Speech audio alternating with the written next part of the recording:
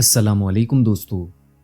حضرت اویس کرنی رضی اللہ تعالیٰ عنہ کا عشق رسول صلی اللہ علیہ وسلم یقیناً دنیا میں کسی شخص سے ڈھکا چھپا نہیں۔ حضرت اویس کرنی کو حضور صلی اللہ علیہ وسلم کی ذات اقدس سے والہانہ عشق تھا۔ ایک اور نئی ایمان افروز ویڈیو کے ساتھ آپ کو ہمارے یوٹیوب چینل روحانیت ٹی وی میں خوش آمدید۔ حضرت اویس کرنی رضی اللہ تعالیٰ عنہ کے بارے میں حضرت رحمت للعالمین صلی اللہ علیہ وسلم کا فرمان ہے کہ یمن کی طرف سے مجھے محبت کی خوشبو آتی ہے کیونکہ وہاں میرا دوست اویس کرنی رہتا ہے۔ آپ صلی اللہ علیہ وسلم نے فرمایا کہ قیامت کے روز حق تعالیٰ 70,000 فرشتے پیدا کرے گا جن کی شکلیں خواجہ اویس کرنی رضی اللہ تعالیٰ عنہ جیسی ہوں گی، اور ان کے جلوس میں حضرت اویس کرنی کو جنت کی طرف لے جایا جائے گا۔ ساری کائنات یہ منظر دیکھے گی مگر کوئی شخص پہچان نہ پائے گا کہ اصل اویس کرنی کون ہے۔ اللہ تعالیٰ نے جس طرح دنیا میں ان کو لوگوں سے چھپائے رکھا، اسی طرح بروز قیامت بھی ان کو غیروں کی نگاہ سے محفوظ اور دور رکھے گا، کیونکہ اللہ تعالیٰ کا فرمان ہے کہ میرے دوست میری قبا کے نیچے رہتے ہیں، اور یہی وجہ ہے کہ ان کو کوئی پہچان نہیں سکتا۔ حضرت اویس کرنی کو سوائے چند ایک صحابہ اکرام کے کسی نے بھی نہیں دیکھا۔ حضرت اویس کرنی رضی اللہ تعالیٰ عنہ طلوع اسلام سے پہلے ہی اس دنیا میں تشریف لا چکے تھے۔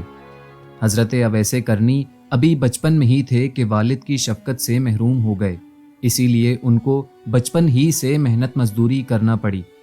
آپ لوگوں کے اونٹ اجرت پر چرایا کرتے تھے اور اس اجرت سے اپنا اور اپنی ضعیف اور نابینا والدہ کا پیٹ پالا کرتے۔ اس کے علاوہ جو تھوڑی سی رقم بچ جاتی اس کو لوگوں میں تقسیم کر دیا کرتے۔ آپ کی زندگی کے شب و روز اسی طرح گزر رہے تھے کہ یمن تک اسلام کے نام لیوا پیدا ہو گئے۔ جب آپ کو اسلام اور حضور صلی اللہ علیہ وسلم کے متعلق خبر ملی تو آپ فوراً ایمان لے آئے۔ آپ کے اندر نور ہدایت کی شمع ہدایت تو خدا نے پہلے سے روشن کر رکھی تھی۔ اعلان نبوت اور اشاعت اسلام نے اس شمع ہدایت کو مزید جلا بخشی۔ آپ رسول اللہ صلی اللہ علیہ وسلم کے دیوانے اور شیدائی بن گئے۔ حضور اکرم صلی اللہ علیہ وسلم کا فرمان عالی شان ہے کہ حضرت اویس کرنی رضی اللہ تعالیٰ عنہ کو اللہ تعالیٰ نے خود ایمان کی دولت سے روشناس کرایا، اور یہ خدا کی رحمت اور فضل ہی تھا کہ وہ میرا عاشق صادق بن گیا۔ حضرت اویس کرنی کو قرب رسول صلی اللہ علیہ وسلم اور دیدار حبیب صلی اللہ علیہ وسلم کا بڑا اشتیاق تھا، مگر آپ کو چشم باطنی کے اشارے سے حضرت صلی اللہ علیہ وسلم نے مدینے آنے سے روکے رکھا۔ اس کی دو وجوہات تھیں۔ ایک تو حضرت اویس کرنی رضی اللہ تعالیٰ عنہ کی والدہ ضعیف اور بصارت سے محروم تھیں، انہیں اکیلا چھوڑنا ناممکن تھا۔ دوسرا، ان پر ہر وقت جذب طاری رہتا۔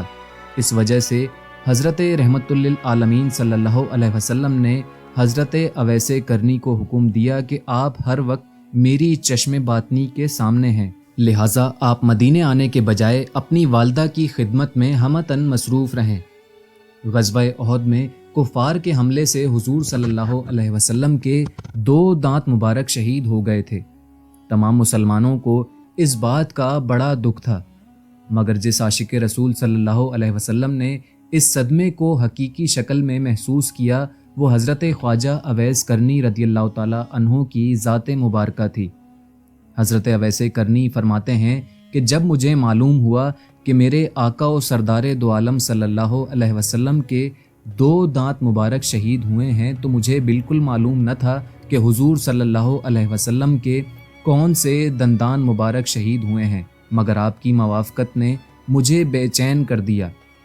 میں نے پہلے اپنا ایک دانت توڑا، پھر مجھے خیال ہوا کہ شاید یہ والا دانت نہ ٹوٹا ہو، پھر دوسرا توڑا، اسی طرح پھر تیسرا توڑا۔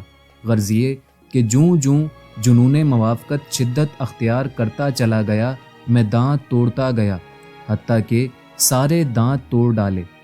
اللہ تعالیٰ کو اپنے محبوب صلی اللہ علیہ وسلم کے اس عاشق کی یہ ادا بڑی پسند آئی اور اس کے لیے کیلے کا درخت پیدا کیا، کیونکہ ٹوٹے ہوئے دانتوں کے ساتھ سوائے نرم کیلے کے اور کوئی چیز کھانا ناممکن تھی۔